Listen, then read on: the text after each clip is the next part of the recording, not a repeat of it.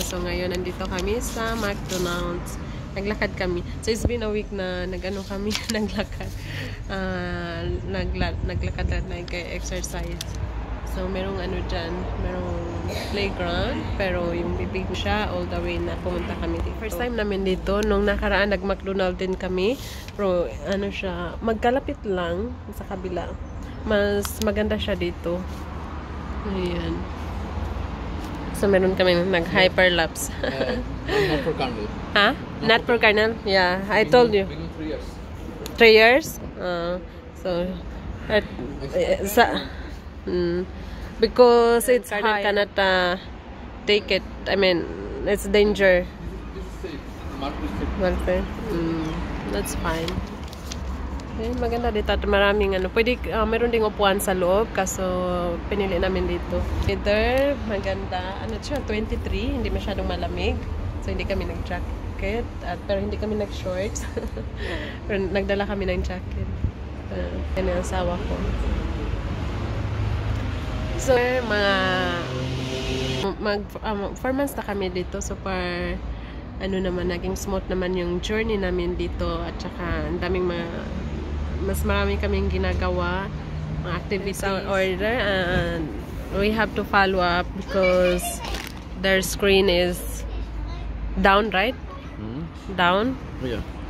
Yes, down. So we've been waiting almost 20 minutes probably. So he went inside to follow up, and then they get the receipt that we took from the screen. Got ko konti kaya nag-jacket ako. So like ano, halos everyday naglalakad kami, mountain. So laking tulong din sa ano namin sa health. So yan.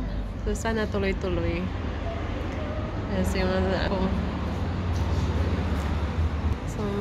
So since Monday nag-ano kami, lumalabas kami, naglalakad-lakad like yesterday din nag-ano kami, ibang park naman yung pinuntahan namin, halos puro puno.